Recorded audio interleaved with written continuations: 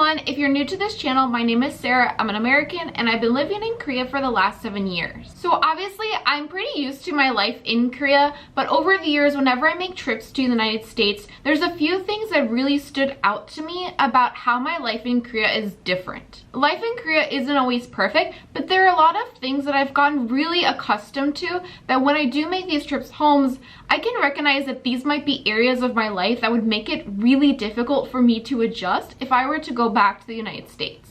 Now, some of these things could be really basic topics that you might have heard in other videos or just from a quick Google search. Throughout this video, I'm going to kind of break through some of those basics and get into some of the deeper reasons why life in Korea can be so attractive to especially Americans and why it's so hard to leave once you get used to your life here. Considering South Korea is much smaller than the United States, obviously it is very easy to send out mail and have that same mail arrive within a very short time period because the distance of travel is much smaller. So whenever you shop in line in Korea, usually your packages will arrive within 1 or 2 days max, and you don't have to pay extra for this service. It's just part of the standard mailing service. Now in the United States, because the country is so big, you have services like Amazon Prime where you actually have to pay additional money in order to get your package faster. Where in Korea, everything is essentially the same as Amazon Prime and you don't have to pay extra for it. But obviously this is probably due in part to the fact that the country is just a lot smaller. In addition to the fast mailing services in Korea, you can also pay to have your groceries delivered. Major stores in South Korea like E-Mart and HomePlus, you can actually schedule your deliveries to be sent to your house within a certain time period as soon as the next day or even later the same day. There's also another website called Coupang where if you pay a little bit, and by a little bit I swear it's probably like less than $5 a month, you can have your groceries from that website sent to your house by 7 a.m. the next morning. I honestly find that this has revolutionized my life because I don't go grocery shopping at the store. And where I live, there isn't really a good place nearby to go and pick up produce. So these delivery services are actually really convenient for me. Maybe the night before when I need, food for the next day for cooking and breakfast and all that, I'll actually go online, pick out the foods that I want for breakfast as well as my other groceries, and then I order it and it comes by 7 a.m. the next morning. So I wake up at 7 a.m. and here's my bacon and eggs so I can make breakfast and I don't have to leave my house or go grocery shopping. It's just all there with the click of a button. I know a lot of these services have actually developed quite well in the United States, especially since 2020. But to be honest, a lot of these services in South Korea were about the same as they were back in 2015. Now, going along with your packages, your groceries, you can even get a lot of food delivered to your house. And again, these were services that were really in place since 2015, and I'm sure even before that. Whereas a lot of these kinds of delivery services in the United States, they didn't really exist back in 2015 when I was leaving.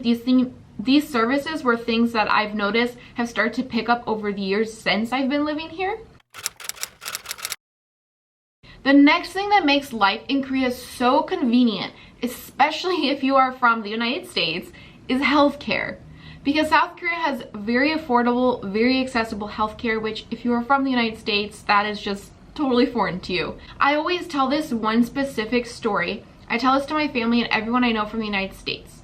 So one time in my old home, I had a 2-story home and I fell down the stairs from the 2nd story. I was actually fine, but later that day my foot started hurting a lot to the point that I couldn't walk barely. So I kind of hobbled my way to a doctor's office where they did an x-ray and they took a look at my foot to make sure that it wasn't broken. And for this whole appointment, for the doctor's visit, the examination and the x-ray, I paid less than $20.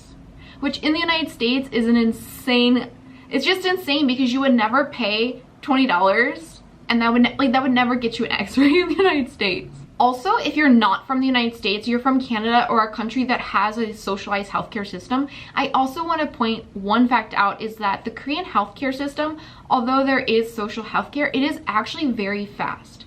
If you're from a country like Canada, as my best friend is from Canada, she always explains to me that even though it's affordable to see a doctor in Canada, you have to wait a long time to the point that this particular friend said that their parent actually went to, I believe it was the ER, and they waited several hours to be seen and just essentially gave up and went home because it took so long. And back when I lived in England, I heard from some of my friends that because the access to healthcare was so affordable, you often had to make appointments and wait several months to see a doctor for particular conditions. Now, Korea is both affordable and fast, so the most that you're going to have to wait to see a doctor is 1 day. And even back in 2015, 2016, I actually received a surgery, and the longest I had to wait for that surgery was about a month. Because Korean healthcare is so fast and accessible, I find that my mind shift has changed. Coming from the United States, I think we only go to the doctor when we absolutely need to because we're worried about the cost, and we're worried that every time we take a new test, we have to pay more for this test, and if there's something horribly wrong with us, can we afford the care? Whereas in South Korea, I know that I can afford the care, and I know that I'm going to get fast, high quality care. So I've actually started to think more in a preventative mindset, like, oh, I need to go and see this doctor every so many months. I should see a female doctor, you know, once a year. And this was a mindset I never had in the United States, and I actually love it because if you think about it, there are certain conditions that we can't predict. We're not going to know if we catch cancer or different things. But if you go to the doctor regularly, get all of your checkups, you can actually catch these things earlier on. And if you do end up developing any sort of condition, the sooner you catch it, the faster you can treat it, and actually the better your outcome is. Which, if you think about it, in the United States, we don't have this opportunity because it's just so unrealistic, because most of us can't afford a lot of these visits. This is one of the areas that for me, if I were to go back to the United States, is quite stressful, because considering how much healthcare costs and that is a vital part of our lives, seeing the doctor and getting care, it's just a huge bill that I do not have to factor into my life here. It's such a good public transportation system here in Seoul, throughout the country. Even in the countryside, like, you might have limited service, and I've experienced this where there might be a bus that comes like every 40 minutes, and it's not necessarily going to go to all the most convenient places. But I would say nationwide, for the most part, you can get around this country without a car, except maybe if you're like in a very, very, very, very rural place. I never have a problem catching the subway. It almost comes exactly on the minute. Sometimes in Seoul's rush hour traffic, it might delay, but often the delays are actually protests, like because there are people protesting on the subway, and it's not actually a reflection of the subway system itself. And the reason I love this public transportation system is because it is so reliable, it's affordable, it's less than, I would say, $1 or $2 to take a ride across the city.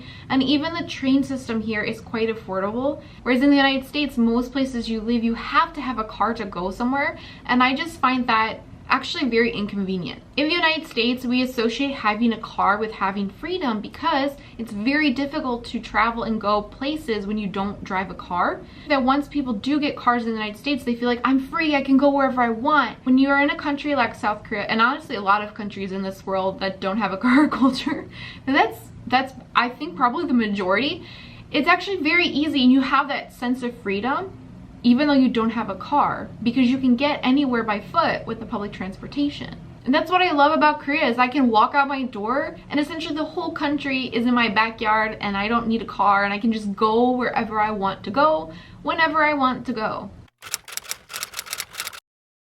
This is something I think a lot of foreigners living here really don't talk about enough. I honestly think that maybe a lot of people just aren't aware of it.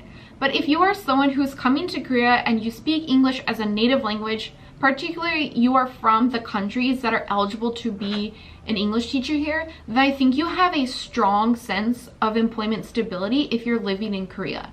I actually have two reasons for this. The first one is that South Korea is not an at-will employment country. Now, by comparison, the United States is. But if you have an at-will system, it means that it's a lot easier to fire someone. So in the United States, if you're not really working very hard and you're not producing very well, it's easy for your workplace to come up with an excuse to fire you.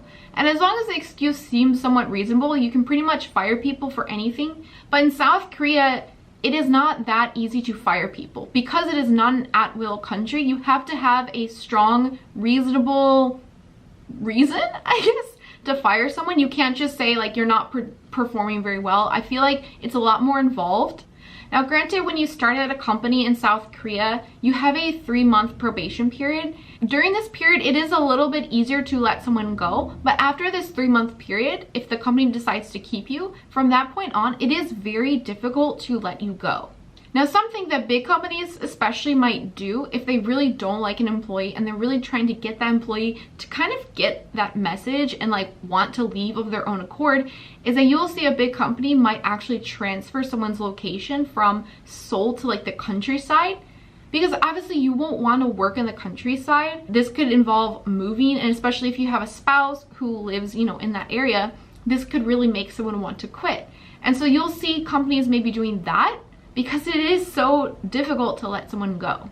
The second reason why I think South Korea has a good job stability, especially if you are an English speaker from a certain country, is because of the English teaching industry. So if you come to South Korea and you end up working in a company, or you come here as a teacher and you end up leaving teaching and working somewhere else, if anything goes wrong, or you know, if you need to quit your job or make a move in your life and you're kind of in an in-between state, I think compared to the United States, because of the English teaching industry here, it's really easy to go to a teaching job and have that as your backup.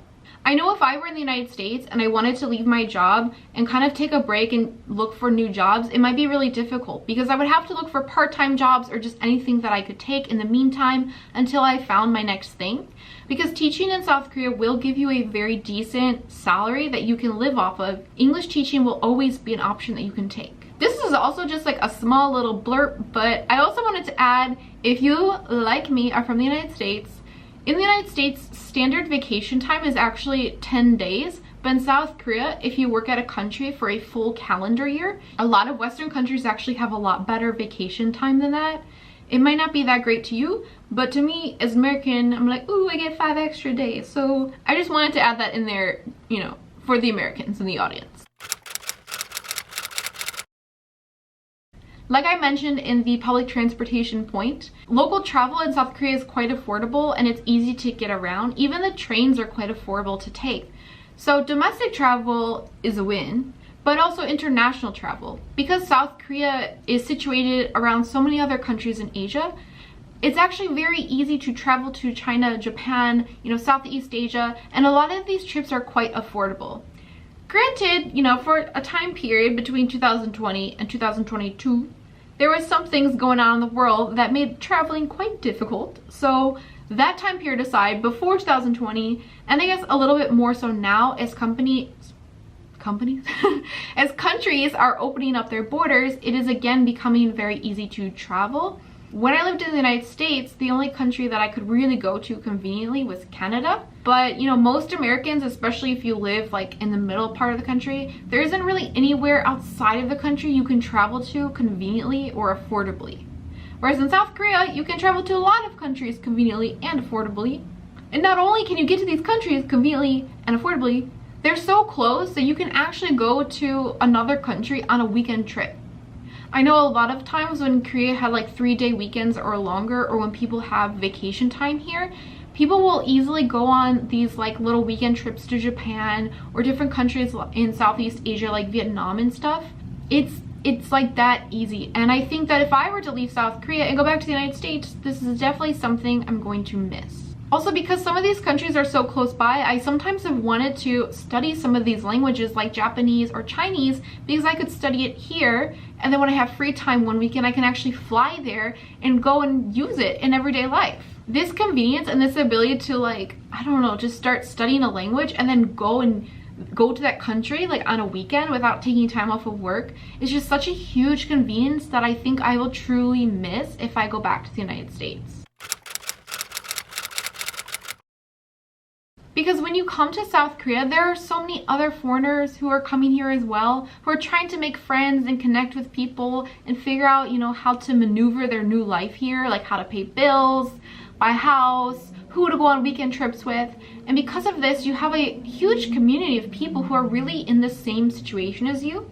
They could be fresh off the boat, they could have been here 5 years, but I think that community is so strong, and there's just this sense of solidarity because we're all going through the same experience together. If I was in the United States, I feel like it's very hard to form this kind of instant community with people, and I think it takes a lot more effort actually to build this style of community. I experienced this also when I lived in the United Kingdom. A lot of my flatmates, because I lived in this giant house, I'm not going to go into the details, but I lived with like over 20 different people, and I would say half of them were also from other countries outside of England. And I felt like at that time too, I had that strong sense of community, like the international community. This is something that I feel like you can experience in South Korea, but pretty much any country you go to, there's always going to be like a pocket of foreigners who are there to like help each other out. And I just think that this is just something that I really love and appreciate about my life here. My friendships with other foreigners here feels very deep. Now, that's not to say that my friends in America and like the friends I had before I moved here weren't deep friendships. It's just that there's this separate like dynamic to the friendship because we live abroad. What I mean by that is if a holiday like Christmas comes up, I'm not usually able to go back to the United States and spend Christmas with my family. And a lot of my Western friends also don't have that luxury. So when these holidays come up, we spend these holidays together. You know, we'll talk about what my parents did for us for Christmas when we were kids, and this was our Christmas tradition. And we'll come together and share these traditions to make it feel like everyone gets to celebrate Christmas in their own way, and we're not alone. Now, I miss spending all the holidays with my family, and that's something that I look forward to eventually one day when I do move back to the United States. But I also really love being able to spend holidays with my friends. There's just a hugely different dynamic to it because yes, there's a feeling of family and we're doing like these family traditions together, but since we are also friends, it just feels like a way to bond and just feel closer to each other. And I think when I go back to the United States one day and I go back to spending holidays with my family, it'll be kind of weird that I can't spend Christmas Day gathered with all of my friends doing silly things together. Because of the dynamic of being away from our family and spending holidays together, I feel like if I were to leave South Korea, it would feel like I'm almost leaving a part of my family behind. Now, if you compare the Korean won to like the US dollar, you know, the pound, the euro, whatever, it is lower. But because the overall cost of living here is so low, it is very affordable to live in Korea with less. Whenever I talk with my sister in the United States, it sounds like a lot of people right now are struggling. Cost of living is quite high in the United States. You need a pretty high base salary these days to afford this huge problem with rent and housing prices in the US. Now, granted, in South Korea, housing, especially in Seoul, is super expensive, but I find that these days with the salary that you can get in Seoul versus the cost of living, I do feel like it is more affordable than my sister makes it sound in the United States right now. When you factor in the fact that healthcare, public transportation, you know, a lot of your bills are actually quite cheap and affordable, it's really easy to stretch your paycheck, you know, to pay your bills and, you know, spend it on the things that you need to spend it on, but also have time to go out and meet friends and travel and do other things and save money. I will say though, a caveat is that this is more convenient in the short term, because if you are coming from the United States or another country where that currency is much higher, over time you're going to be a little bit hurt by the fact that you are saving money and building money for retirement with a cheaper currency. Because if you do go back to your home country where the currency and cost of living is higher, the money that you're, I guess, saving now in South Korea might not necessarily go a long way. So I will say, if you are here, despite that there is a more affordable cost of living, it is wise to think about your long-term plans with money for these reasons. This is also another topic that I want to share with you guys, especially for Americans in the audience, because there's a lot of taxes and financial stuff that I feel like we need to talk about if you are living in Korea or planning to come here for a few years. But I will save that for another video. There are many reasons for this. So one, you'll see a lot of people saying in their YouTube videos and online that they came to South Korea to save a lot of money. I just want to preface this with, depending on the size of your student loans, the kind of student loan payment plan you have, like, you know, some countries have better repayment systems than others. The United States is not one of the best, so it depends what country you're from, how big your student, debt is, and I guess your spending habits as well. For some people in South Korea, it is hard to save money to pay off their student debts. For other people, it has been quite easy. It really just depends on you and your circumstances. So if you are from the United States and you come to South Korea and you make money here as like an English teacher, a company worker, as long as you make less than 100,000 US dollars a year, you don't have to pay taxes on that income. So what ends up happening is when you go to file your income taxes in the United States, because yes, even if you're living abroad, you still have to file your American income taxes. So when you go to file those taxes, all of the income that you make in South Korea, as long as it's under 100,000 US dollars, is exempt. And your gross taxable income will be zero. And if you have student debt and your gross taxable income is zero, it's very easy for you to apply for the income-based repayment plan. And if you have no gross taxable income, then effectively, according to your student loan provider, you have zero income for that year. You're more than likely going to be accepted, and you're going to get a very, very low, if not zero, minimum payment for each month. Now, I do not recommend sticking to that zero, payment each month. Because if you went from paying like, I don't know, $300 to $0 every month and you just paid zero, your interest and stuff is going to keep going up and you're not going to be paying off any of your loans, and that's not good. Don't do that. But the nice thing about doing this is you could still continue to pay the same amount month to month. But if something were to happen, like for me back in 2016, I had to have surgery. And if you don't actually have to pay that money and something happens in your life here, or something comes up, you have that flexibility to decide, hey, I'm going to pay less this month because I just can't afford it, and I'll make up for it later. And I think that gives you a lot of freedom with your student loans, where you can kind of skimp on your payment when you need to, rather than, I guess, forbearing. So that essentially gives you a lot of freedom and control over how you pay back your student loans and how you manage your finances. So these are a lot of the ways that make life in South Korea so convenient and so comfortable and attractive to so many foreigners living here. These are also a lot of the reasons why it has been really hard for me to leave South Korea. And I know I've mentioned in one of my previous videos that I do plan on leaving Korea at some point and going back to the United States.